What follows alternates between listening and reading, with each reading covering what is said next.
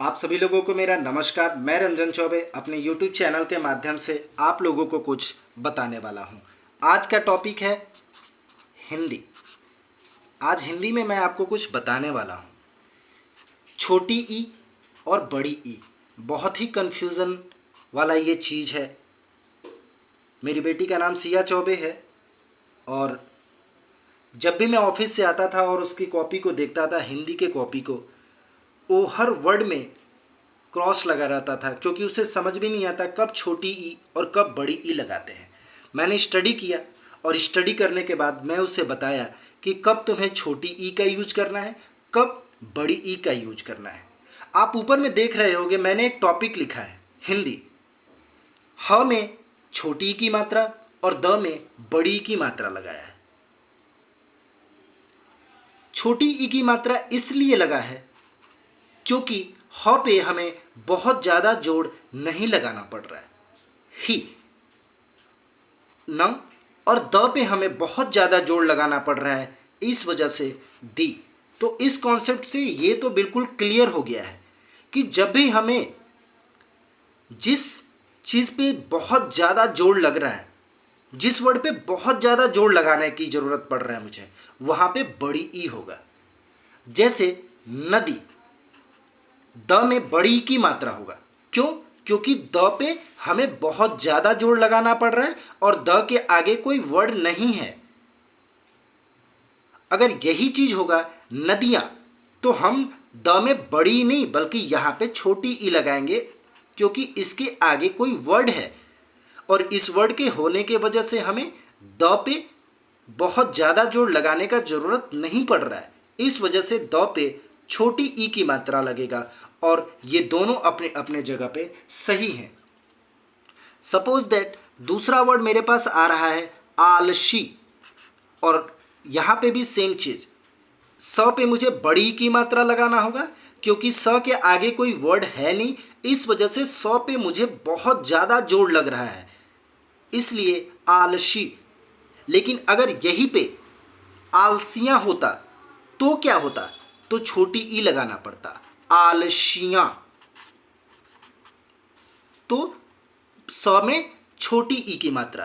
तो आप सभी लोगों को मैं बताना चाहूँगा कि जब भी आप किसी हिंदी में कोई वर्ड लिखते हो, हिंदी में कोई लेटर लिखते हो और वहाँ पे आपसे किसी वर्ड में गलती ना हो, मैं ऐसा नहीं बोल रहा हूँ कि हर बार यही कॉन्सेप्ट चलता होगा, लेकिन मैं आपको चैलेंज करता हूँ कि अगर आप कम से कम अपने लेटर में, अपने एक पेज के राइटिंग में अगर आप 100 वर्ड लिखते हो तो ये 100% मेरा दावा है कि आप कम से कम 90 वर्ड या 98 वर्ड को सही करके आओगे और 2 वर्ड ऐसे होंगे जो आप गलती कर सकते हो। क्योंकि मैं अपने बेटी के कॉपी में ये देखा कि जब मैं ये चीज़ उसको नहीं बताया था, उसको ये चीज़ समझ में नहीं आ रहा था कि कब छोटी ई कब बड़ी ई लगाते हैं, तो काफ़ी सारी गलतियां करती थी।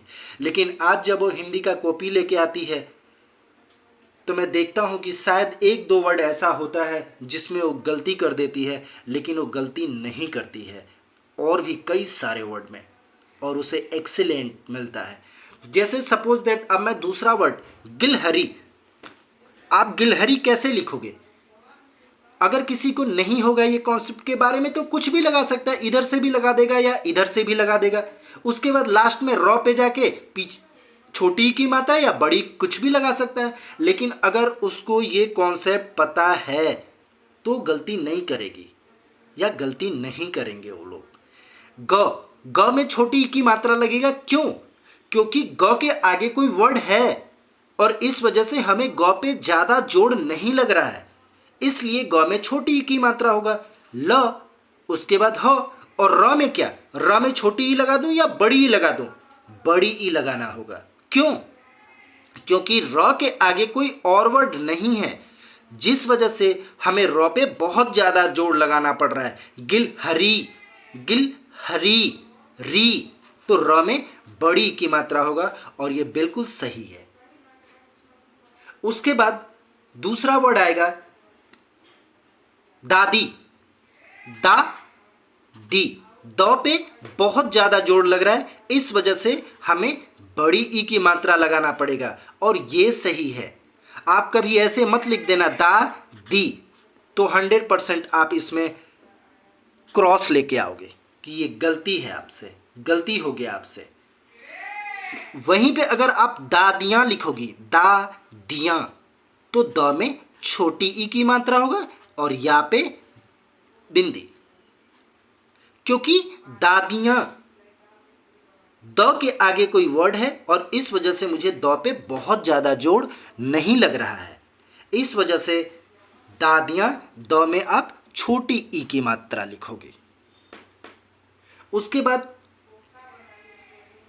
बाद और भी ऐसे कई वर्ड आप देखोगे जिसमें आप बहुत कम दिल्ली, दिल्ली द पे छोटी ई की मात्रा होगा, क्योंकि इसके आगे कोई वर्ड है, इस वजह से मुझे द पे बहुत ज़्यादा जोड़ नहीं लग रहा है, बहुत ज़्यादा मेहनत नहीं लग रहा है इसको बोलने में, दिल्ली दिल्ली। लेकिन ल पे बड़ी की मात्रा होगा, क्योंकि इसके आगे कोई वर्ड है नहीं और इस वजह से मुझे ल पे बहुत ज़्यादा जोड़ लगाना पड़ रहा है, इस वजह से ल पे बड़ी ई की मात्रा होगा और ये बना दिल्ली। तो आप कभी भी कोई वर्ड अगर हिंदी में लिखते हो और आपसे अगर ये गलतियां हो रही हैं, तो आप इस कॉन्सेप्ट को देख के और जब आप छोटी ई और बड़ी ई की मात्रा लगाओगे तो आपको कभी भी गलती नहीं होगा। चाहे कितनी भी बड़ा से बड़ा वर्ड हो, आप गलती का चांस बहुत कम होगा। मैं ऐसा नहीं बोल रहा हूँ कि आप गलती नहीं होगा। आप एक पेज राइटिंग लिखोगे, हो सकता है कुछ ऐसे वर्ड होते हैं हिंदी में जिसमें आप कंफ्यूज हो जाओ और आप गलती करके आ जाओगे, लेकिन इतना तो मेरा 100% गारंटी है कि अगर आप एक पेज राइटिंग लिखते हो, एक पेज किसी को लेटर लिख रहे हो, हिंदी में कोई भी वर्ड लिख रहे हो, तो 98% का रेशियो यही होगा, क्योंकि वो सही होगा। क्योंकि मैं ये चीज़ देखा हूँ, मैं जब अपने बेटी को पढ़ाता हूँ और हर दिन मैं उसका कॉपी देखता हूँ, वो बहुत कम गलतियाँ करती हैं, और जो कि सेकंड क्लास में जब मैं उतना ध्यान नहीं देता था उस पर, वो काफ़ी गलतियाँ करके आते थे। आपको किसकी लिखना होगा, किसकी बुक है ये, किसकी, कैसे लिखोगे? क पे छोटी ई की मात्रा लगेगा। क्यों बड़ी की मात्रा क्यों नहीं लगाया आपने? क्योंकि इसके आगे कोई वर्ड है, इस वजह से मुझे क पे बहुत ज़्यादा मेहनत नहीं करना पड़ रहा है और यहाँ पे लगा छोटी। लेकिन इस क पे आप बड़ी की मात्रा क्यों लगा रही हो, क्यों लगा रहे हो बड़ी की मात्रा? क्योंकि क के आगे कोई वर्ड नहीं है और मुझे क को बोलने में बहुत ज़्यादा मेहनत लग रहा है। की, किसकी, ये सही वर्ड है, बिल्कुल 100% आप गलती नहीं करके आओगे। तो ये चीज़ था हिंदी के टॉपिक पे, जो कि मैं सोचा अपने YouTube चैनल के माध्यम से मैं आपको बताऊं, ताकि आप कभी भी अगर हिंदी में कुछ लिख रहे हो, किसी को कोई लेटर लिख रहे हो, किसी को कोई आप हिंदी में कुछ भी टाइप कर रहे हो, लिख रहे हो, तो आप छोटी ई और बड़ी ई की मात्रा गलती ना करें। क्योंकि जब आप एक पेज की राइटिंग लिखते हो, एक पेज किसी को लेटर लिख रहे हो, कुछ हिंदी में लिख रहे हो, और उसमें जब छोटी और बड़ी की मात्रा गलतियां होती हैं तो बहुत बोरिंग फील होता है वहाँ पे। आप इस कॉन्सेप्ट से लिखोगे तो इतनी तो गारंटी है कि आप एक पेज में 98% का रेशियो होता है कि वो सही ही होता है, 1-2% का चांस है कि वो गलती हो सकती है। तो आप सभी लोगों को मेरा नमस्कार। Please subscribe my channel and like. Thank you so much.